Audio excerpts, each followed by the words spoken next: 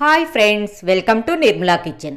ఇప్పుడు మనం బియ్యం పిండి సగ్గుబియ్యంతో చక్రాల వడియాలు ఎలా తయారు చేయాలో చూద్దాం.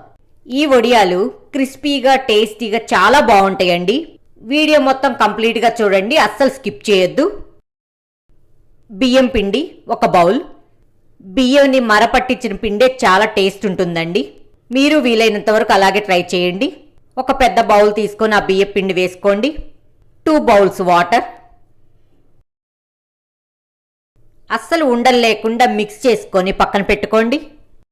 మనం బియ్యం పిండి ఏ బౌల్తో అయితే తీసుకున్నామో అదే బౌల్తో 1/2 బౌల్ సగ్గుబియ్యం రాత్రిపూట నానపెట్టుకొని పక్కన పెట్టుకోండి.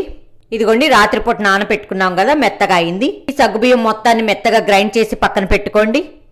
వాటర్ లేకుండా గ్రైండ్ చేసుకోండి. 10 పచ్చిమిరపకాయలు, 2 ఇంచెస్ అల్లం తీసుకోండి. ఒక మిక్సీ జార్ని తీసుకొని పచ్చిమిరపకాయలు అల్లం కట్ చేసి 2 స్పూన్స్ వాటర్ పోసుకొని మెత్తగా గ్రైండ్ చేసి పక్కన పెట్టుకోండి. ఈ చక్రాల వడియాలకి వేసిన ఇంగ్రీడియంట్స్ ఏవి స్కిప్ చేయొద్దండి, యాజ్ ఇట్ ఈజ్ ఇలాగే వేసుకోండి. ఇదిగోండి, మెత్తగా గ్రైండ్ చేసుకున్నాం కదా, ఓ పక్కన పెట్టుకోండి. ఇప్పుడు ఒక పెద్ద బౌల్ తీసుకొని మనం బియ్యం పిండి ఏ బౌల్తో అయితే తీసుకుంటామో అదే బౌల్తో 2 బౌల్స్ వాటర్. స్టవ్ వెలిగించి ఈ బౌల్ పెట్టుకోండి. హై ఫ్లేమ్లో పెట్టుకొని 1 స్పూన్ జీలకర్ర వేయటం వల్ల ఫ్లేవర్ చాలా బాగుంటుందండి. సగ్గుబియ్యం గ్రైండ్ చేసి పెట్టుకున్నాం కదా, అది కూడా వేసుకొని ఉండలు లేకుండా మిక్స్ చేసుకోండి. టేస్ట్కి సరిపడా సాల్ట్. మళ్ళీ ఒకసారి బాగా మిక్స్ చేయండి. ఈ సగ్గుబియ్యం ఉడకడానికి 10 to 15 మినిట్స్ పడుతుంది. పచ్చిమిరపకాయలు అల్లం గ్రైండ్ చేసి పెట్టుకున్నాం కదా, అది కూడా వేసుకోండి. సగ్గుబియ్యం కూడా బాగా ఉడికిని.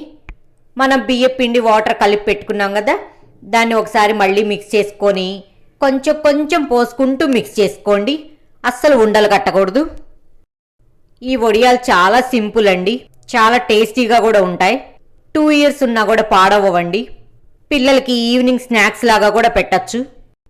నేను బియ్యం పిండి వడియాలు సగ్గుబియ్యం వడియాలు ఆల్రెడీ అప్లోడ్ చేసి పెట్టానండి, డిస్క్రిప్షన్లో పెడతాను చూడండి. ఈ పిండి మొత్తం ఉడకడానికి 15 to 20 మినిట్స్ పడుతుందండి. ఈ పిండి మొత్తం బాగా దగ్గరికి రావాలి. High to medium flame adjust చేసుకుంటూ ఉండలు కట్టకుండా మిక్స్ చేసుకోవాలి. ఇదిగోండి, రెడీ అయింది కదా, స్టవ్ ఆఫ్ చేసుకొని పక్కన పెట్టుకోండి.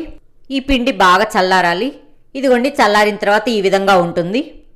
చక్రాల గిద్దల్లో ఉన్న స్టార్ ప్లేట్ తీసుకోండి.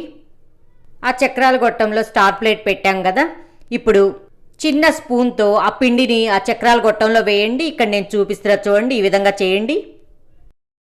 చక్రాల వడియాల పిండి వేసి పైన క్లోజ్ చేసి పక్కన పెట్టుకోండి. ఎండలో ఒక ప్లాస్టిక్ షీట్ వేసుకొని చక్రాల గిద్దలో పిండి పెట్టుకున్నాం కదా, దాంతో ఈ విధంగా వేసుకోండి. ఇక్కడ నేను చూపిస్తున్నా చూడండి, ఈ విధంగా వేయండి. వేరే చక్రాల డిజైన్ ప్లేట్లు ఉంటాయి కదా, వాటితో కూడా మన ఇష్టం అండి, మనకు నచ్చిన ప్లేట్తో తీసి పెట్టుకోవచ్చు. ఆ పిండి మొత్తం ఈ విధంగా చక్రాలంతా చేసి పెట్టుకున్నాను. ఈవినింగ్ టైంకి ఎలా ఉంటుందో చూద్దాం. ఇదిగోండి, ఈవినింగ్ టైంకి చక్రాలన్నీ బాగా ఎండాయి. ప్లాస్టిక్ షీట్ మీద పెట్టడం వల్ల ఇవి వలవడం కూడా చాలా సింపుల్ అండి. ఇదిగోండి, చాలా సింపుల్గా వచ్చేస్తాయి. ఇక్కడ నేను చూపిస్తున్నా చూడండి. ఇవి మొత్తం ఈ విధంగా ఒలిచిన తర్వాత నెక్స్ట్ డే కూడా బాగా ఎండలో పెట్టుకోండి. ఈ విధంగా ఎండినప్పుడు మనకి 2 ఇయర్స్ అయినా కూడా స్టోర్ చేసుకోవచ్చండి, ఏవి పాడవవు. ఇవి వేయించుకోవటం ఎలాగో చూద్దాం. స్టవ్ వెలిగించి ఒక ప్యాన్ పెట్టుకొని డీప్ ఫ్రైకి సరిపడా ఆయిల్ పోసుకోండి. నూనె బాగా వేడైన తర్వాత వేయించుకోవాలండి. ఇదిగోండి, నూనె బాగా కాగింది కదా, చూడండి ఎంత బాగా ఎగుతున్నాయో.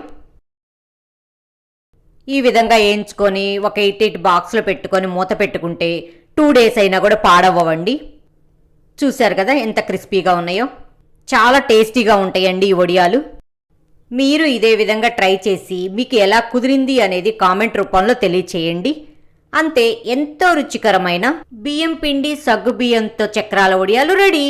మీకు ఈ వీడియో కనుక నచ్చినట్లయితే లైక్ చేయండి, షేర్ చేయండి, సబ్స్క్రైబ్ చేయండి.